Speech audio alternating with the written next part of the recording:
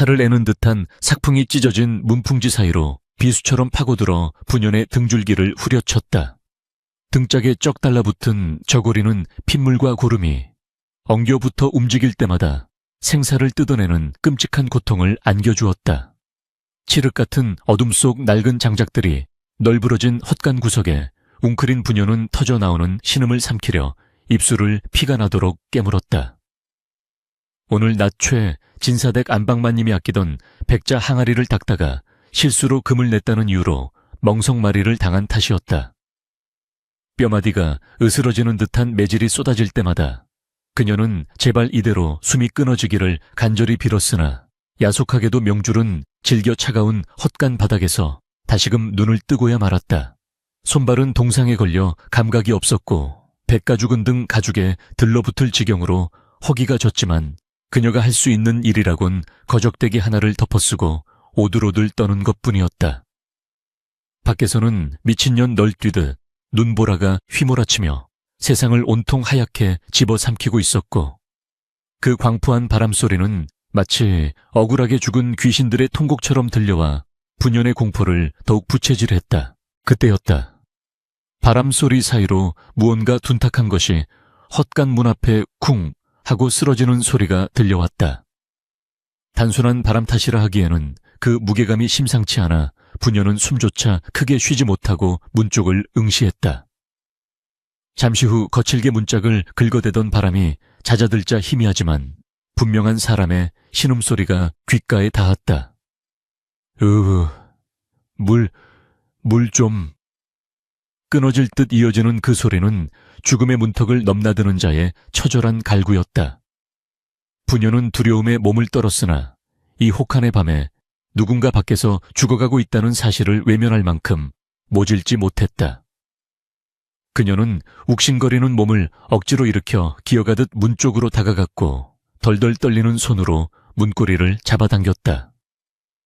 문이 열리자마자 들이닥친 눈보라와 함께 눈사람처럼 하얗게 뒤덮인 한 사내가 문지방에 머리를 박고 쓰러져 있는 모습이 눈에 들어왔다. 그의 행색은 넝마주의보다 못했고 얼굴은 흙대와 핏자국으로 얼룩져 본래의 형체를 알아볼 수 없을 지경이었다. 부녀는 화들짝 놀라 뒷걸음질 쳤으나 사내가 내뱉는 하얀 입김이 금방이라도 끊어질 듯 위태로워 보이자 저도 모르게 사내의 팔을 잡아 끌어 헛간 안으로 들였다. 사내는 얼음장처럼 차가웠고 몸에서는 지독한 악취와 함께 피비린내가 진동했다. 최 진사댁의 사나운 개들도 외면할 법한 몰골이었으나 부녀는 서둘러 주변의 지푸라기와 거적을 긁어모아 사내의 몸을 덮어주었다. 이봐요, 정신 차려보시오. 여기서 잠들면 얼어 죽소. 부녀는 사내의 어깨를 흔들며 나직이 속삭였지만 사내는 앓는 소리만 낼 뿐 눈을 뜨지 못했다. 꽁꽁 얼어버린 사내의 손발을 자신의 거친 손으로 주무르며 부녀는 문득 자신의 처지를 떠올렸다. 짐승만도 못한 취급을 받으며 하루하루 연명하는 천한 노비 주제에 누굴 동정하고 살리려 한단 말인가. 만약 주인이 이 사실을 안다면 매질로 끝나지 않고 당장 쫓겨나 얼어 죽을 것이 뻔했다. 그러나 눈앞에서 꺼져가는 생명을 보고도 모른 척한다면 짐승과 다를 바 없는 저들 양반네들과 무엇이 다르겠는가 하는 생각이 그녀의 가슴을 쳤다. 부녀는 품속 깊이 감춰두었던 식어빠진 주먹밥 한 덩이를 꺼냈다. 그것은 오늘 하루 종일 굶주린 배를 채우기 위해 부엌대기들이 버린 누룽지를 몰래 뭉쳐둔 그녀의 유일한 생명줄이었다. 배에서 꼬르륵 소리가 요란하게 울려 퍼졌지만 부녀는 망설임 없이 주먹밥을 조금씩 떼어내어 사내의 입에 밀어 넣었다. 이거라도 드시오. 씹을 힘이 없으면 녹여서라도 넘기시오. 말라비틀어진 입술 사이로 밥알이 들어가자 사내는 본능적으로 턱을 움직여 그것을 삼켰다. 차가운 눈 녹인 물을 손바닥에 받아 입가에 적셔주기를 수차례 반복하자 사내의 창백했던 얼굴에 아주 희미하게나마 핏기가 돌기 시작했다. 부녀는 사내가 조금 안정을 찾은 듯하자 자신이 덮고 있던 낡은 누비옷마저 벗어 사내의 가슴팍에 덮어주었다.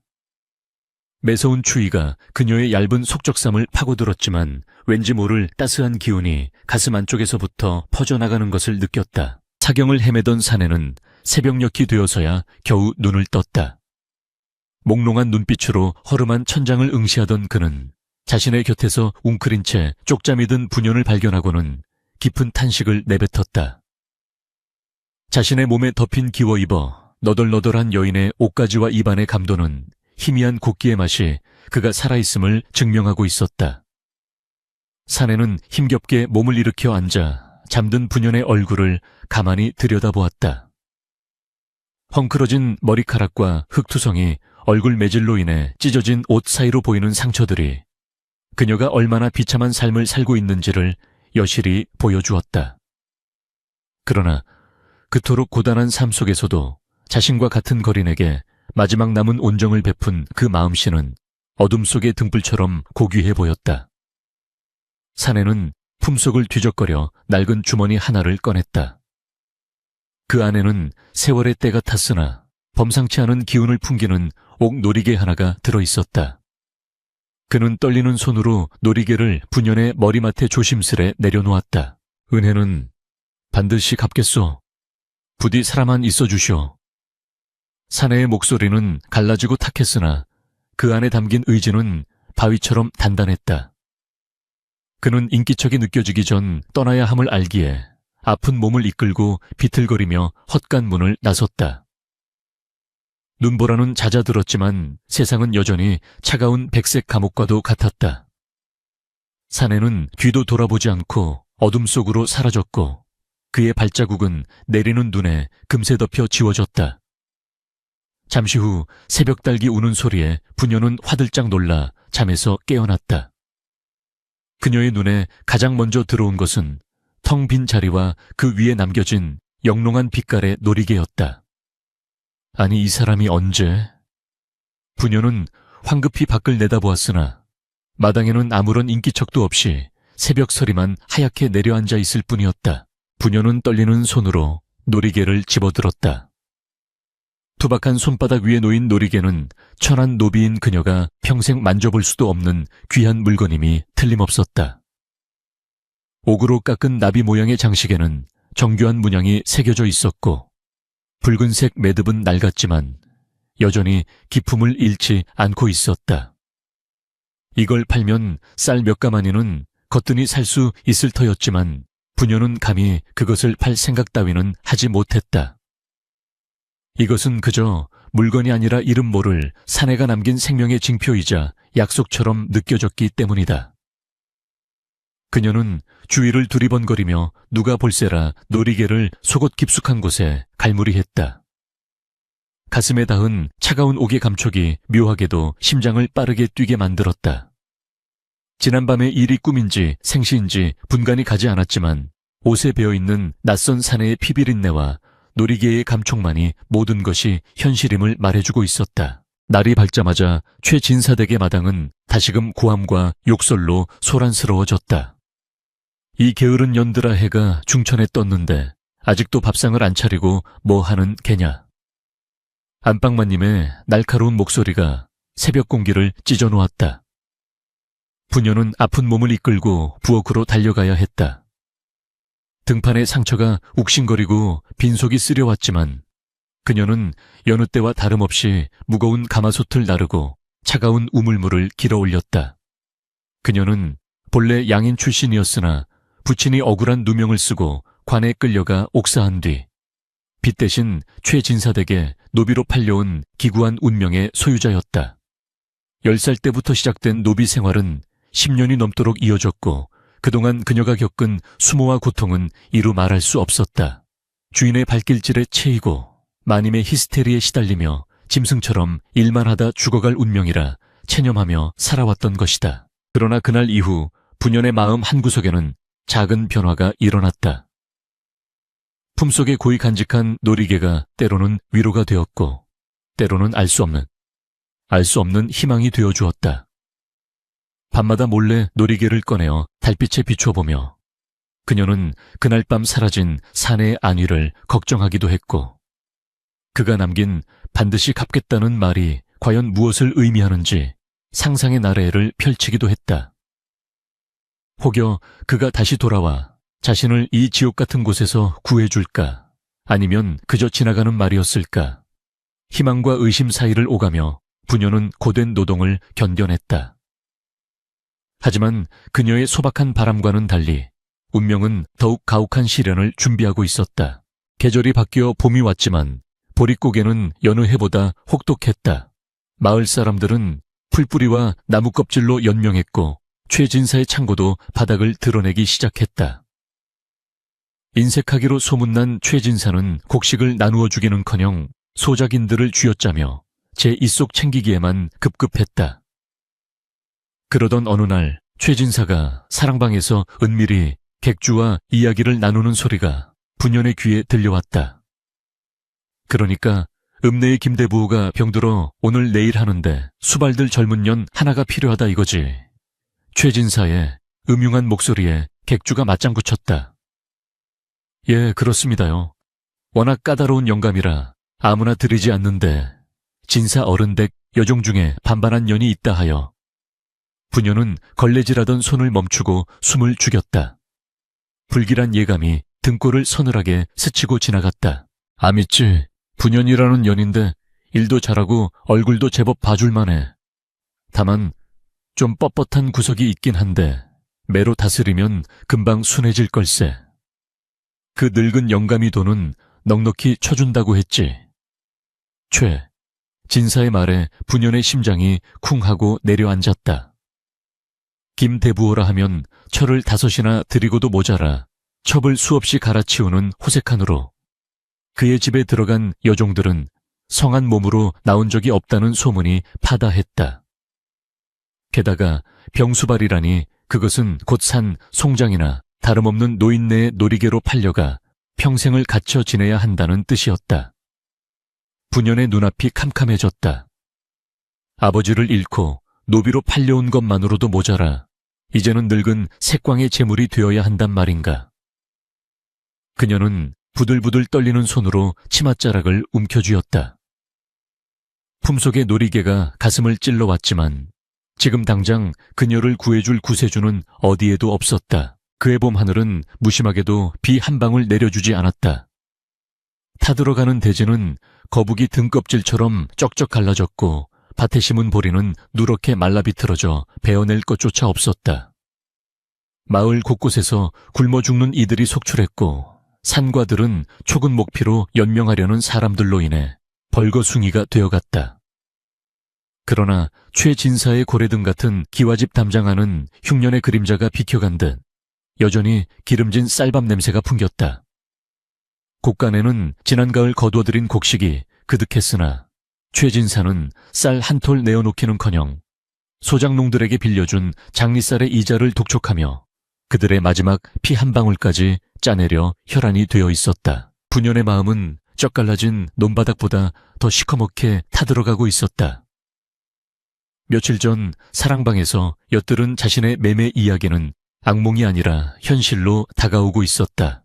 최진사는 이미 읍내 객주에게 선수금을 받았는지 부년을 볼 때마다 입가에 야비한 미소를 흘리며 잘 먹여라 때깔이 고와야 값을 더 받지라며 하인들을 닥달했다. 짐승처럼 팔려갈 날이 머지않았다는 공포감에 부녀는 밤잠을 설쳤고 그럴 때마다 품속에 숨겨둔 옥놀이개를 만지작거리는 것만이 유일한 위안이었다. 차라리 도망칠까 생각도 해보았지만 추노꾼들에게 잡히면 발뒤꿈치 힘줄이 끊기는 형벌을 당한다는 것을 익히 알기에 그조차 엄두를 낼 수 없었다. 그러던 어느 날 오후 운명의 장난 같은 비극이 부년을 덮쳤다. 최진사의 처 안방마님이 잃어버린 비녀를 찾는다며 하인들의 거처를 샅샅이 뒤지기 시작한 것이다.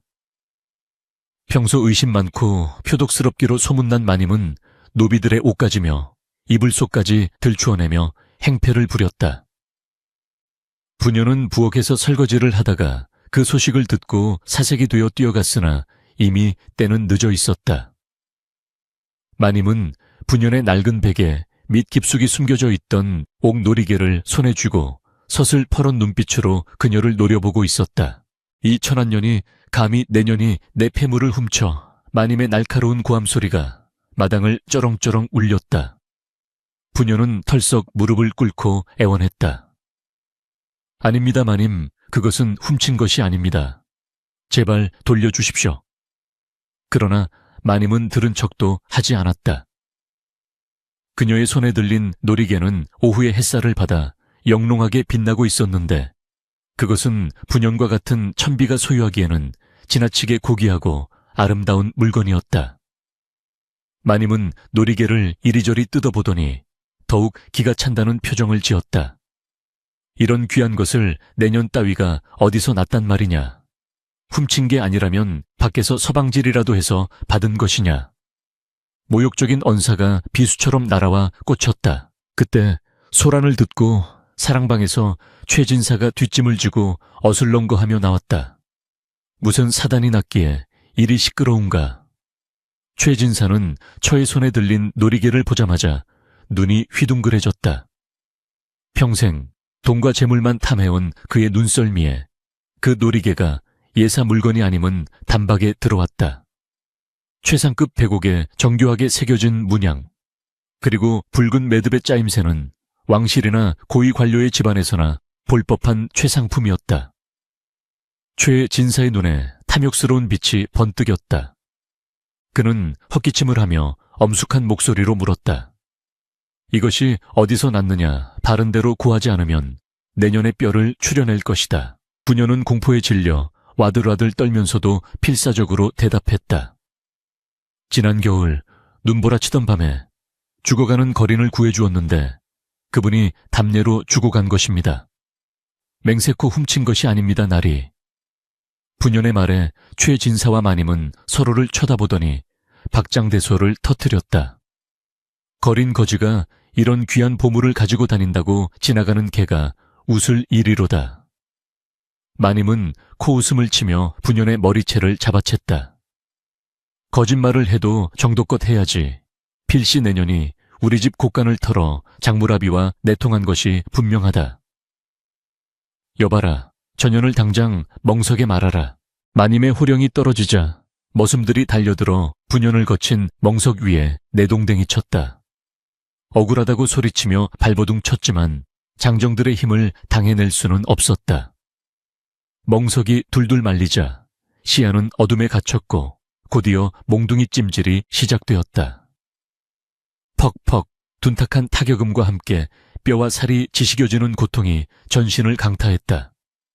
부녀는 비명을 질렀지만 그 비명조차 멍석 안에 갇혀 밖으로 새어나오지 못했다. 바른 대로 불어라, 어디서 훔쳤느냐.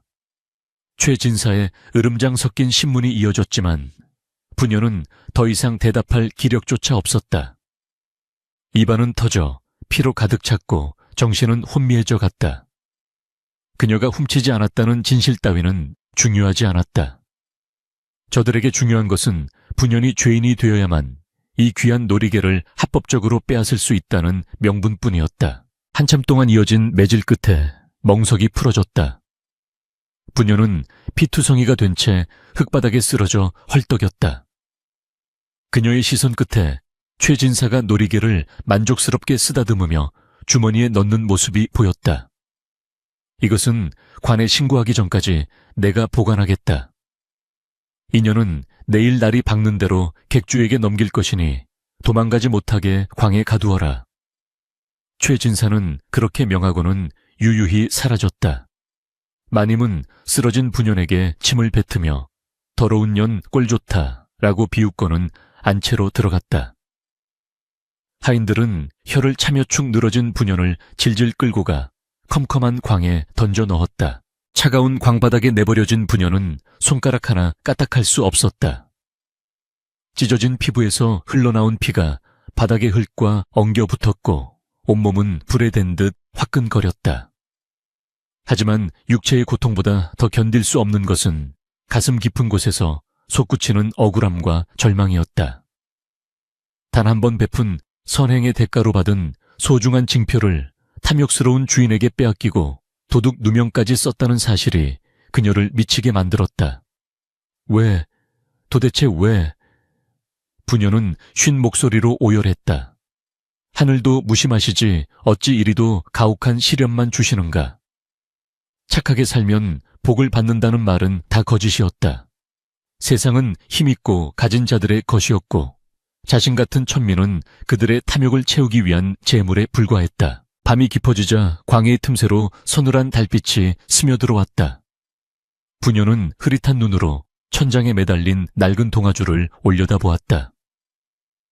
내일이면 그녀는 늙고 병든 김 대부호의 집으로 팔려가 짐승만도 못한 삶을 살게 될 것이 뻔했다.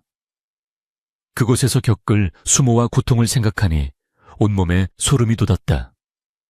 차라리 지금 여기서 깨끗하게 끝내는 것이 낫지 않을까. 더 이상 더러운 꼴을 보지 않고 억울한 누명과 고통 속에서 벗어나는 길은 오직 죽음뿐이라는 생각이 강렬하게 그녀를 사로잡았다. 부녀는 고통을 참고 비틀거리며 일어섰다. 다리가 후들거리고 세상이 빙글빙글 돌았지만 죽음을 향한 결심은 확고했다. 그녀는 주변에 널려있던 디딤돌을 끌어다가 동아줄 아래에 놓았다. 거친 줄의 감촉이 목에 닿자 서러움이 북받쳐 올랐다. 아버지의 얼굴, 어머니의 따스했던 품, 그리고 눈보라치던 밤 자신을 바라보던 그 낯선 사내의 깊은 눈동자가 주마등처럼 스쳐 지나갔다. 반드시 갚겠소. 사내의 그 말이 환청처럼 귓가를 맴돌았다. 그는 지금 어디에 있을까? 혹시 그도 길바닥에서 얼어 죽지는 않았을까? 놀이개를 빼앗긴 지금 그와의 약속도 희망도 모두 부질없는 것이 되어버렸다. 어머니 아버지, 불효녀 먼저 갑니다. 저승에서라도 다시 만나면 부디 이 딸을 안아주세요. 부녀는 눈물을 쏟으며 천천히 눈을 감았다. 디딤돌을 차버리려는 찰나광 문 밖에서 웅성거리는 소리와 함께 횃불의 불빛이 문틈으로 새어 들어왔다. 대감마님, 행차시오 모두 나와 맞이하라. 우렁찬 외침이 고요한 밤의 정적을 깨뜨렸다. 부녀는 멈칫했다. 이 야심한 시각에 대감마님이라니 마을과는 동떨어진 이 외진 곳에 고위 관료가 찾아올 리 만무했다. 하지만 이어지는 소라는 단순한 착각이 아님을 말해주고 있었다. 말발굽 소리와 수많은 발자국 소리, 그리고 당황한 최 진사의 목소리가 들려왔다. 죽음의 문턱에 섰던 부녀의 귀에 운명의 수레바퀴가 다시 한번 크게 삐걱거리는 소리가 들리는 듯 했다. 그녀는 목에 건 줄을 세우르르 풀고 떨리는 마음으로 문틈에 눈을 가져다 대었다. 칠흑 같던 최 진사댁 마당이 대나처럼 환하게 밝아졌다. 수십 개의 횃불이 일제히 타오르며 뿜어내는 매캐한 연기와 열기가 차가운 밤 공기를 집어삼켰다. 대감마님, 행차시다 집주인은 썩 나와 예를 갖추라. 우렁찬 호령 소리에 잠옷바람으로 뛰쳐나온 최진사는 혼비백산하여 마당 흙바닥에 코가 닿도록 엎드렸다. 그의 뒤로 안방마님과 딸 그리고 잠에서 깬 하인들이 줄줄이 엎드려 사시나무 떨듯 떨고 있었다. 대문 밖에는 화려한 비단으로 치장된 4인교 애쉬렌자오가 내려져 있었고 그 주위를 호위무사들이 철통같이 에워싸고 있었다. 그 위세가 어찌나 대단한지 평소 마을에서 왕처럼 군림하던 최진사조차 오금이 저려 감히 고개를 들 생각조차 하지 못했다. 가마의 문이 열리고 한 사내가 천천히 발을 내디뎠다. 짙은 남색 관복에 흉배를 두르고 머리에는 정갈한 관을 쓴 그는 한눈에 보아도 범접할 수 없는 귀태, 귀타이가 흘러 넘쳤다. 횃불의 불빛이 그의 얼굴을 비추자 날카로운 눈매와 굳게 담은 입술이 드러났다. 그는 천천히 마당을 휘둘러 보며 낮지만 위험 있는 목소리로 입을 열었다. 이 집의 주인이 누구인가? 최진사는 바닥을 기어가듯 앞으로 나아가 머리를 조아렸다. 소인이 이 집의 가장 최가요입니다. 누추한 곳에 귀한 분께서 어인 일로 왕림하셨는지요.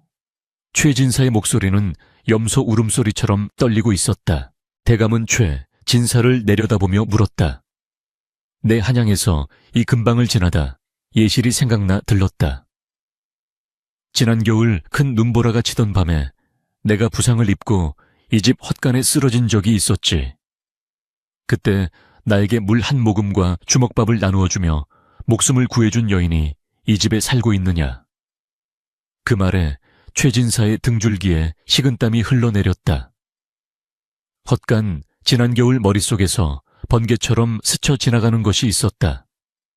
바로 오늘 낮 분연에게서 빼앗은 그 옥 놀이개, 그리고 분연이 했던 눈보라 치던 밤에 구해준 거린이라는 말. 최진사는 속으로 아차하고 비명을 질렀다. 그 거린이 바로 눈앞에 있는 이 대감이었단 말인가. 천한 종년의 말이 허투루 들을 것이 아니었다. 그러나 최진사의 머리는 비상하게 그리고 교활하게 돌아갔다. 이 대감은 분명 그 여인에게 은혜를 갚으러 온 것이다. 만약 그 여인이 천한 노비 분연이라는 사실이 밝혀지면 대감의 은혜는 고작 노비 하나를 면천시켜주거나 쌀 몇 섬 주는 것으로 끝날지도 모른다. 하지만 만약 그 여인이 내 딸이라면 콧대 높은 양반가와의 혼맥이 닿을 수도 있고 벼슬자리 하나쯤은 거저 얻을 수 있는 천재이루의 기회가 아닌가. 탐욕이 공포를 집어삼키는 데는 차에 한 식경도 걸리지 않았다. 최의 진사는 짐짓 감격한 척하며 고개를 들었다. 아이고, 대감마님 죽을 죄를 지었습니다. 그때는 대감인 줄도 모르고. 예, 그렇습니다. 그날 밤 대감을 헛간에서 발견하고 극진히 모신 것이 바로 제 여식 월선이옵니다. 거짓말은 뱀의 혀처럼 매끄럽게 흘러나왔다. 옆에서 듣고 있던 안방마님과 딸 월선은 순간 당황하여 눈을 크게 떴으나 최진사의 눈짓을 받고는 금세 상황을 파악했다. 월선은 재빨리 옷매무새를 가다듬고 다소곳한 표정을 지었다. 대감의 눈빛이 흔들렸다. 오호, 너의 여식이라. 그렇다면 내가 남기고 간 물건도 가지고 있겠구나. 최진사는 회심의 미소를 지으며 품속에서 분연에게서 뺏은 옥놀이개를 꺼내 두 손으로 공손히 바쳤다. 물론이옵니다. 제 여식이 이 귀한 것을 어찌 함부로 하겠습니까? 가보로 여겨 밤마다 닦고 또 닦으며 대감을 그리워했사옵니다. 영롱한 놀이개가 대감의 손에 쥐어지자 대감의 표정이 일순간 부드러워지며 감회에 젖은 듯했다. 이것이다. 내 어머님께서 물려주신 유품. 이것을 다시 보게 되다니. 대감은 놀이개를 어루만지며 깊은 숨을 내쉬었다. 마당의 분위기는 순식간에 화기애애해졌다. 최진사는 속으로 쾌재를 불렀다. 이제 천하가 내 손안에 들어온 것이나 다름없었다. 그는 은밀히 아내에게 눈짓을 보냈다. 지금 당장 광에 있는 분연 그년을 처리해 입도 뻥끗 못하게. 아내는 고개를 끄덕이며 슬그머니 자리를 떴다. 한편 칠흑 같은 광 안에 갇혀있던 분연은 문틈으로 새어 들어오는 빛과 대화 소리에 숨을 죽이고 있었다. 거리가 멀어 자세한 내용은 들리지 않았으나 눈보라, 헛간, 놀이개라는 단어들은 바람을 타고 선명하게 귓가에 꽂혔다. 그리고 무엇보다 그녀의 심장을 먹게 한 것은 바로 대감의 목소리였다. 위엄있고 힘있는 목소리였지만 그 기저에 깔린 특유의 억양과 음색은 지난 겨울밤 죽어가면서도 반드시 갚겠소 라고 말하던 그 사내의 것과 너무나도 흡사했다. 부녀는 온몸에 전율이 일었다. 그가 살아 돌아왔다. 거짓말처럼 기적처럼 그가 돌아온 것이다. 하지만 기쁨도 잠시 최진사가 제 여식이옵니다 라고 말하는 소리가 들리자 부년의 가슴은 천갈래 만갈래로 찢어지는 듯 했다. 주인이 자신의 공을 가로채고 딸을 내세워 부귀영화를 누리려 한다는 사실을 깨닫는 순간 자살하려던 마음은 순식간에 사라지고 뱃속 깊은 곳에서 뜨거운 분노가 치솟아 올랐다. 이대로 죽으면 억울해서 구천을 떠도는 귀신이 될 것만 같았다. 진실이 저렇게 왜곡되는데 내가 입을 다물고 죽어준다면 저 악당들은 평생 호요식하며 나를 비웃을 것이다. 안 돼. 절대로 안 돼. 부녀는 입술을 깨물며 주먹을 꽉 쥐었다. 살아야 했다. 살아서 저 대감 앞에 서야 했다. 그때 광문이 덜커덩거리며 열쇠가 따지는 소리가 났다. 부녀는 본능적으로 문 뒤로 몸을 숨겼다. 문이 열리고 험상궂은 머슴 두 놈이 횃불도 없이 어둠 속으로 쑥 들어왔다. 인연이 목을 매달았나 조용하네.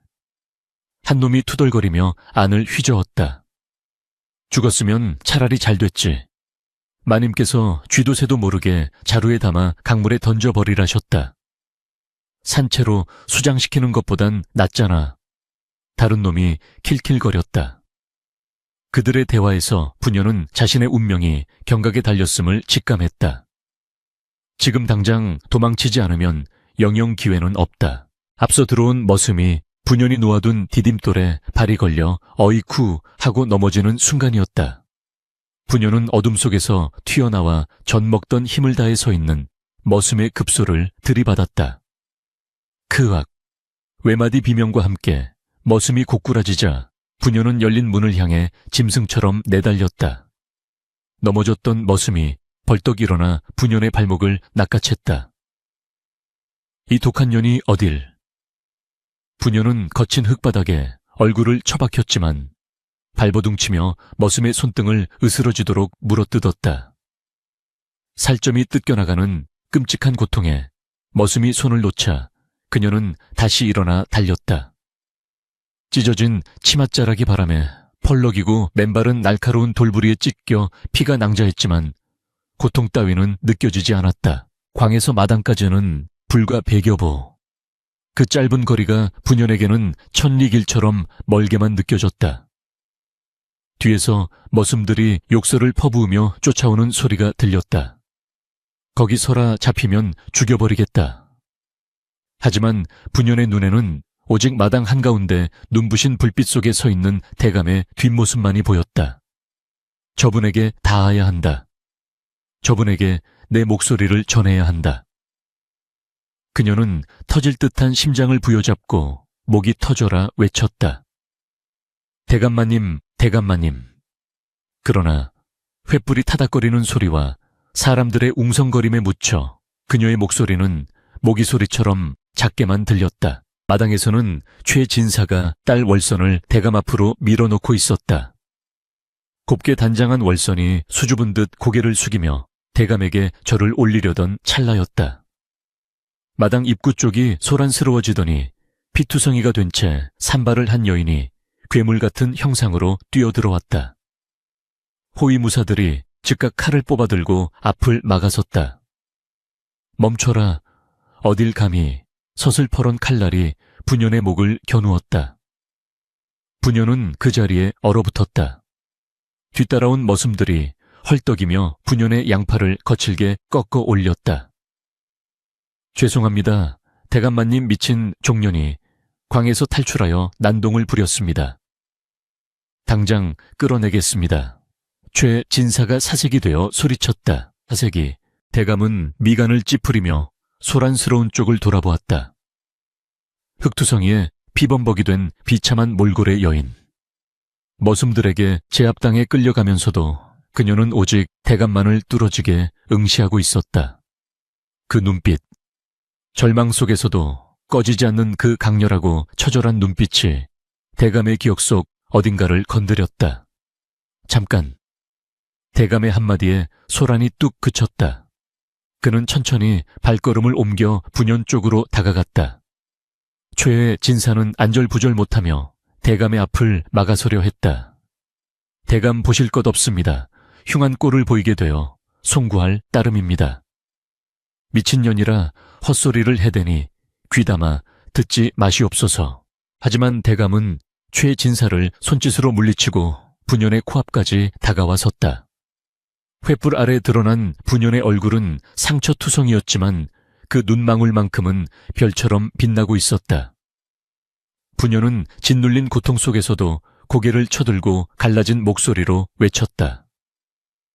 그 옥 놀이개, 붉은 매듭 밑에 작은 칼자국이 하나 있을 것입니다. 제가 그날 밤 대감의 상처를 지혈하기 위해 옷을 찢다가 실수로 낸 자국이옵니다. 그 말에 마당 안의 공기가 일순간 얼어붙었다. 최진사의 얼굴은 흑빛이 되었고 월선은 입을 틀어막았다. 대감은 천천히 손에 쥔 놀이개를 들어 올려 매듭 아래를 살펴보았다. 그곳에는 정말로 미세하지만 분명한 칼자국이 선명하게 남아있었다. 그것은 오직 그날 밤 그 자리에 있었던 사람만이, 아니 그 놀이개를 직접 만지고 살폈던 사람만이 알 수 있는 비밀이었다. 대감의 손이 부르르 떨렸다. 그는 천천히 고개를 들어 분연을 다시 바라보았다. 이번에는 의심이 아닌 확신과 경악, 그리고 사무치는 애틋함이 담긴 눈빛이었다. 내가, 정말 네가. 대감의 목소리가 가늘게 떨렸다. 분연은 그제야 긴장이 풀리며 다리에 힘이 풀렸다. 머슴들의 억센 소나기에서 벗어나려 몸부림치며 그녀는 울부짖었다. 그날 밤 드신 것은 쌀밥이 아니었습니다. 제가 먹다 남긴 누룽지를 뭉친 식어빠진 주먹밥이었습니다. 대감께서는 제 헌옷을 덮고 반드시 갚겠다고 하셨습니다. 제 말이 거짓입니까? 분연의 절규가 밤하늘에 메아리 쳤다. 그 목소리는 거짓으로 쌓아 올린 최진사의 성벽을 단숨에 허물어뜨리는 진실의 포효였다. 대감의 눈에서 뜨거운 눈물이 주르륵 흘러내렸다.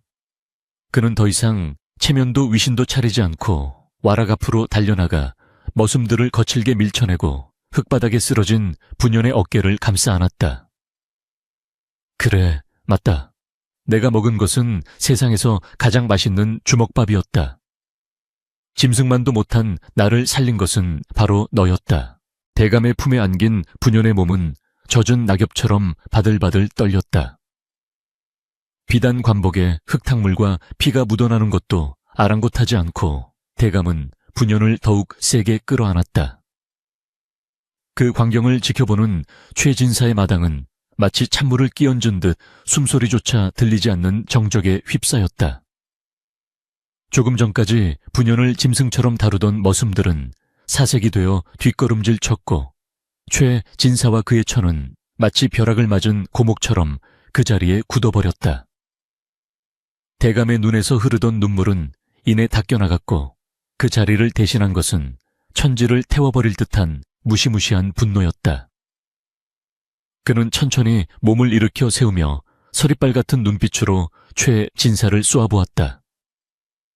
그 기세가 어찌나 맹렬한지 주변의 횃불마저 위축되어 사그라드는 듯했다. 내 이놈.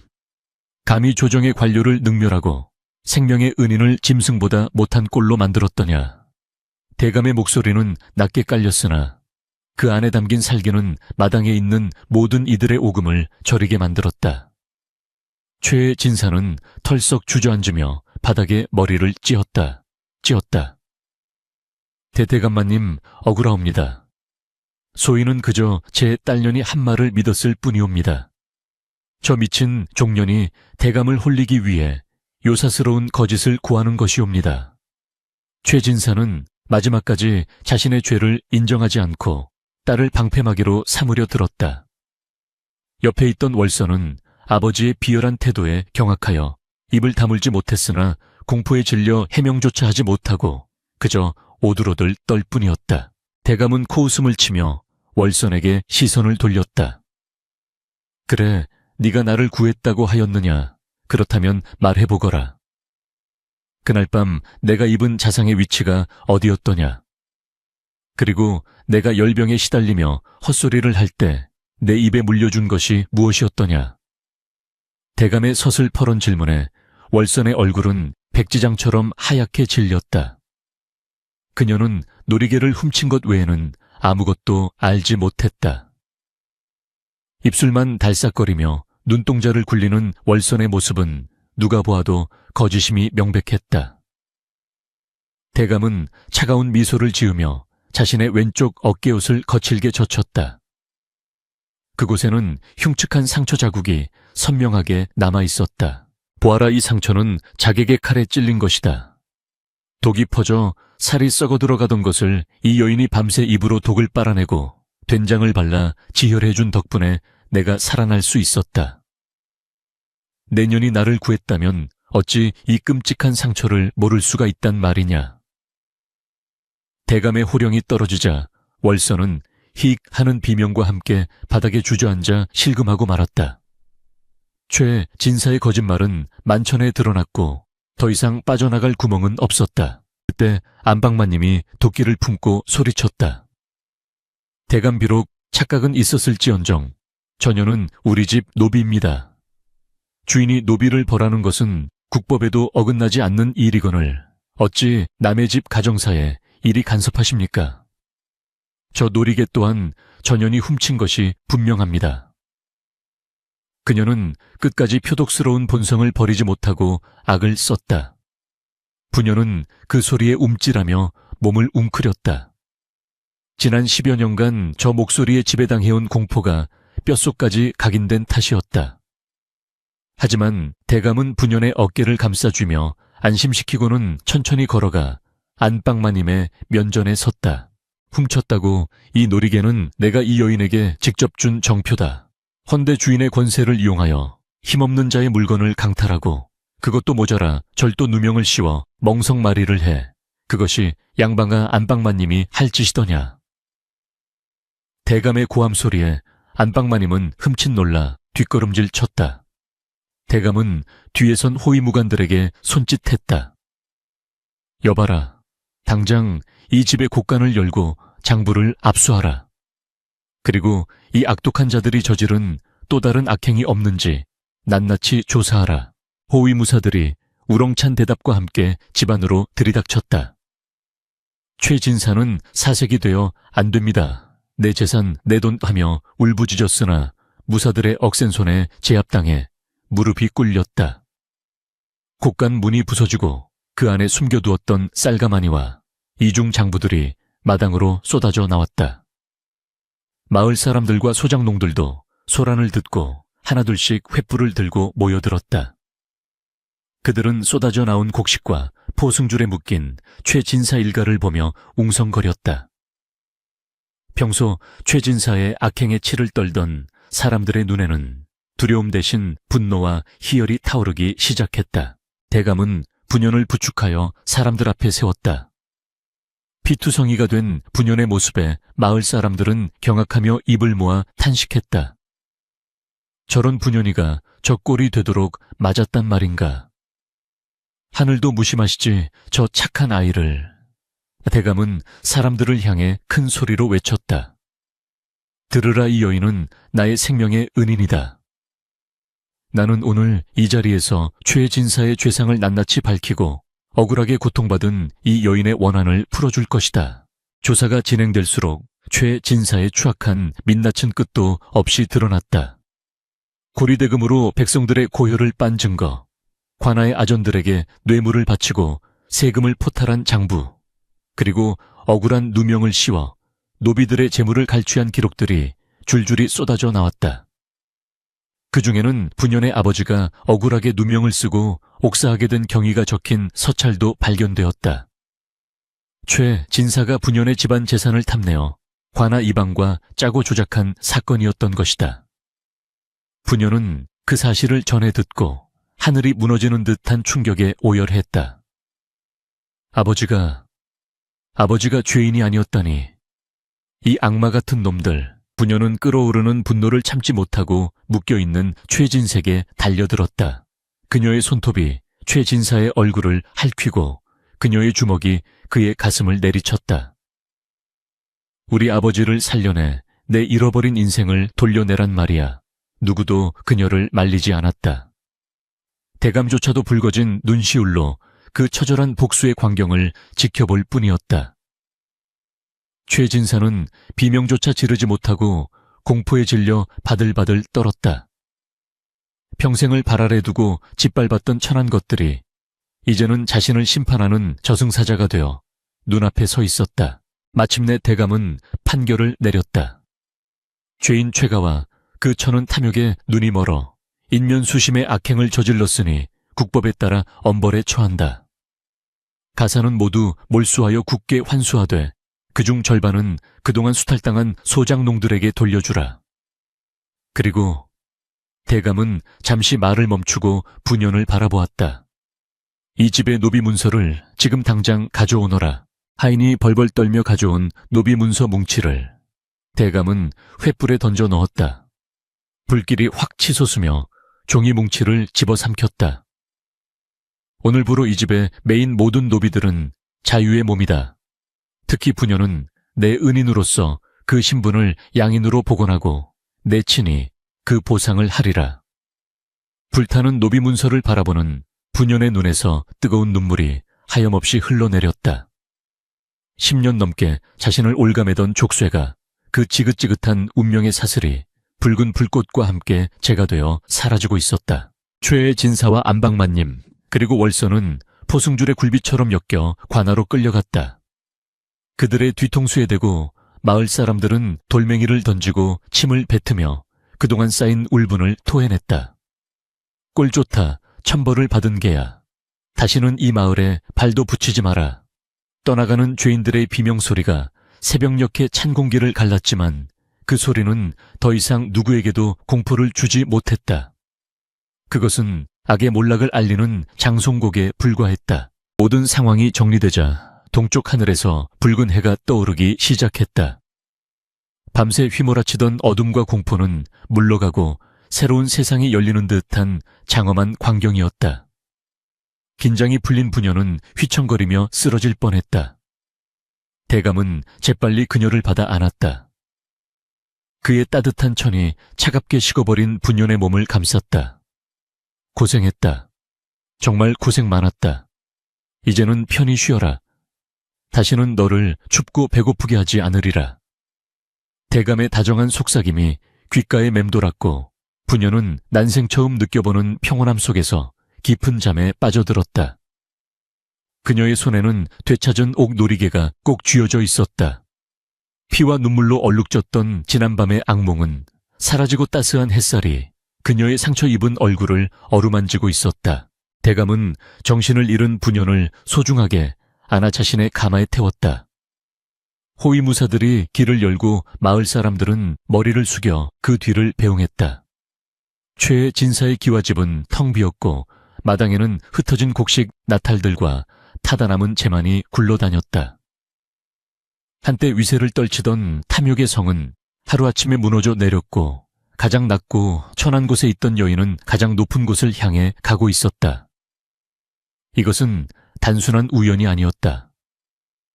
혹독한 눈보라 속에서도 꺼지지 않았던 작은 선에 샤니가 불러온 필연적인 인과응보의 결말이었다. 한양 북촌 고래등 같은 기와집 안채에서 분연히 눈을 떴을 때는 이미 봄이 무르익어 창밖에는 매화가 흐드러지게 피어 있었다. 코끝을 스치는 것은 곰팡이 핀 지푸라기 냄새가 아니라 은은한 약재의 향과 고급스러운 침향, 젠 향 냄새였다. 그녀가 누워있는 곳은 딱딱한 거적 위가 아닌 구름처럼 푹신한 명주 이불 속이었다. 부녀는 멍하니 천장의 석가래를 올려다보았다.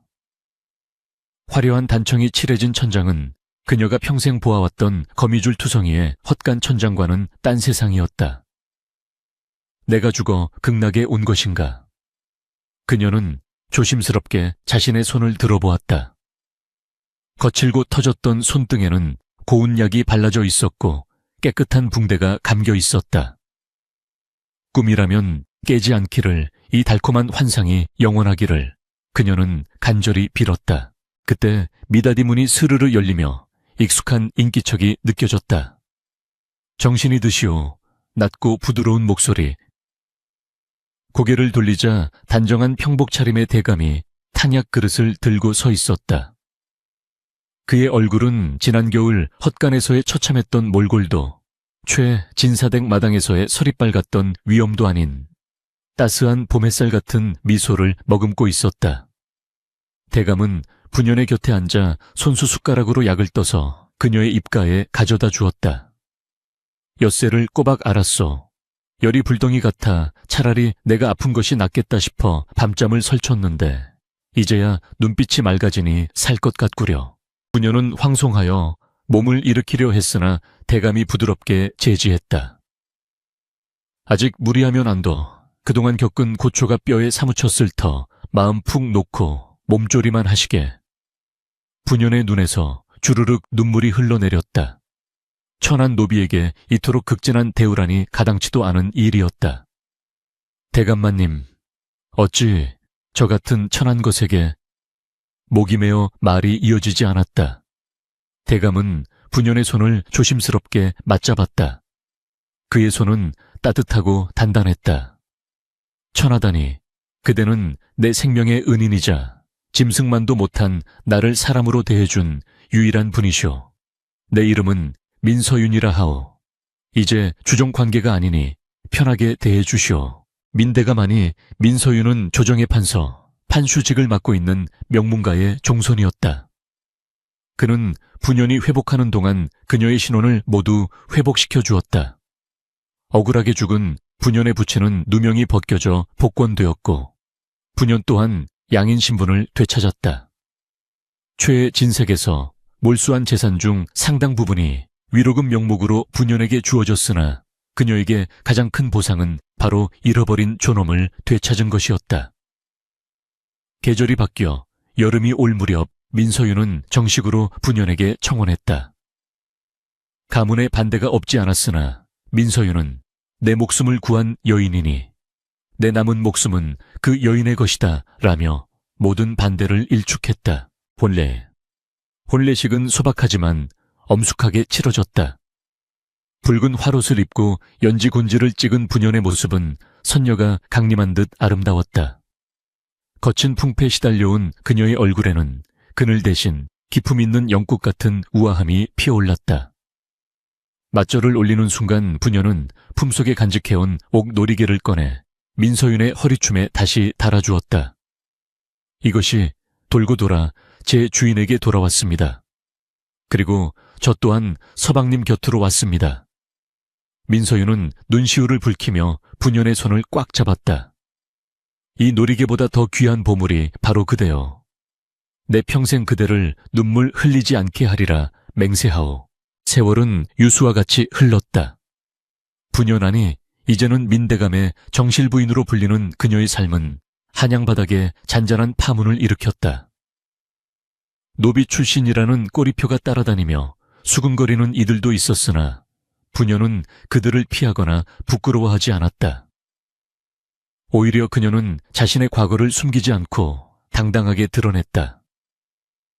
그녀는 안방마님으로 앉아 호의호식하는 대신 집안의 곳간을 열어 가난한 이들을 구휼하는 일에 앞장섰다. 흉년이 들면 직접 죽을 쑤어 빈민구를 찾아다녔고 헐벗은 아이들을 보면 손수옷을 지어 입혔다. 어느 추운 겨울날 분연은 남대문 밖에서 굶주림에 떨고 있는 거지들을 위해 밥을 퍼주고 있었다. 개 중에는 옛 주인 최 진사의 집에서 일하던 머슴 하나가 섞여 있었다. 그는 다리를 절며 밥을 얻어먹으려다 귀부인이 된 분연을 알아보고는 소스라치게 놀라 밥그릇을 떨어뜨렸다. 마님. 그는 죄책감과 두려움에 고개를 들지 못했다. 그러나 분연은 떨어진 밥그릇을 주어 다시 따뜻한 밥을 꾹꾹 눌러 담아주며 온화하게 말했다. 많이 시장했나 보네. 천천히 먹게. 체할라. 과거 자신을 멍석말이 했던 자에게 베푸는 그 자비로운 모습에 머슴은 그 자리에서 통곡하며 엎드려 절을 했다. 그 소문이 퍼지자 사람들은 그녀를 살아있는 보살이라 칭송하며 존경해 맞이 않았다. 민서윤 또한 조정에서 청백리로 이름을 날리며 백성을 위한 정치를 펼쳤다. 부부는 서로의 거울이 되어 가장 낮은 곳의 아픔을 가장 높은 곳에서 보듬었다. 그들의 사랑은 뜨겁게 타오르는 불길 같지는 않았으나 추운 겨울 아랫목의 온기처럼 은은하고 깊어만 갔다. 최진사는 유배지에서 비참한 최후를 맞이했다는 소식이 들려왔으나 분연은 그 소식에 기뻐하지도 슬퍼하지도 않았다. 그저 인과응보의 섭리가 무서움을 다시 한번 되새기며 자신에게 주어진 하루하루를 더욱 선하게 살아가리라 다짐할 뿐이었다. 수십 년의 세월이 흘러 분연과 민서윤의 머리에도 하얀 서리가 내렸다. 어느 화창한 늦봄 노부부는 집 뒤편의 작은 정자에 마주 앉아 있었다. 정자 아래로는 맑은 계곡물이 흐르고 바람에 날린 꽃잎들이 물 위를 수놓고 있었다. 민서유는 주름진 손으로 찻잔을 들며 맞은편의 아내를 바라보았다. 세월의 흔적이 내려앉은 얼굴이었지만 그의 눈에는 여전히 헛간에서 자신에게 주먹밥을 먹여주던 그 맑은 소녀의 모습이 겹쳐 보였다. 부인 기억하오. 우리가 처음 만난 그 눈보라치던 밤을. 민서윤의 목소리는 세월의 무게만큼이나 깊고 그윽했다. 부녀는 찻잔을 내려놓으며 잔잔한 미소를 지었다. 그녀의 허리춤에는 여전히 그 낡은 옥 놀이개가 달려 있었는데 붉은 매듭은 색이 바랬지만 옥은 수많은 손길을 타 더욱 반들반들하게 빛나고 있었다. 어찌 있겠습니까? 제 인생에서 가장 춥고 가장 무서웠지만 동시에 가장 따뜻했던 밤이었습니다. 민서유는 고개를 끄덕이며 먼 하늘을 응시했다. 그때 그대가 나를 외면했다면 나는 이름 없는 귀신이 되었을 것이고 오늘날의 이 평온함도 없었을 것이오. 사소한 선의 하나가 사람을 살리고 가문을 살리고 세상을 조금 더 따뜻하게 만들었구려. 부녀는 놀이개를 만지작거렸다. 차가운 옥의 감촉이 이제는 더위 없이 따뜻하게 느껴졌다. 저는 그저 사람이 죽어가는 것을 볼 수 없었을 뿐입니다. 대감께서 저를 귀하게 여겨주신 덕분에 제가 베푼 것보다 1000만 배는 더 큰 복을 받았습니다. 헤어허, 그 복은 그대가 스스로 지은 것이오. 하늘은 스스로 돕는 자를 돕는다지 않소. 그대의 고운 심성이 하늘을 감동시킨 게지. 두 사람은 서로를 바라보며 편안하게 웃었다. 봄바람이 불어와 노부부의 옷자락을 가볍게 흔들었다. 정자 기둥에 기대어 앉은 그들의 모습은 한 폭의 그림처럼 평화로웠다. 지난날의 고통과 시련은 모두 거름이 되어 이제는 그들의 삶이라는 나무에 풍성한 열매를 맺게 했다. 부녀는 눈을 감고 바람에 실려오는 매화 향기를 들이마셨다. 춥고 배고팠던 시절 매질에 찢겨 신음하던 밤들은 이제 아득한 전생의 일처럼 느껴졌다. 그러나 그녀는 그 시절을 잊지 않았다. 고통을 기억하기에 지금의 행복이 얼마나 소중한지 알았고 배고픔을 알기에 남의 배고픔을 외면하지 않을 수 있었다. 그녀의 삶은 비천한 노비에서 고귀한 정경부인으로 변했지만 그녀의 본질인 착한 마음은 변하지 않고 더욱 빛을 발하고 있었다. 해가 서산으로 넘어가며 붉은 노을이 온 세상을 물들였다. 민서윤이 부녀의 손을 잡고 일으켜 세웠다. 자, 이제 들어갑시다. 밤바람이 찹니다. 부녀는 남편의 부축을 받으며 천천히 걸음을 옮겼다. 두 사람의 그림자가 길게 늘어져 하나로 겹쳐졌다. 멀리서 들려오는 저녁 종소리가 세상의 모든 번뇌를 씻어내듯 은은하게 울려 퍼졌다. 착한 사람은 복을 받고 악한 사람은 벌을 받는다는 권선징악, 편산청. 예의 이치는 때로는 더디게 오는 듯하나 결국은 반드시 이루어진다. 혹독한 눈보라 속에서도 꺼지지 않았던 작은 촛불 같은 마음 하나가 얼어붙은 운명을 녹이고 찬란한 봄을 불러왔음을 부년의 이야기는 후대에게 전하고 있었다. 기와집 담장 너머로 흘러넘치는 온기는 오래도록 마을 사람들의 마음속에 남아 전설이 되었다.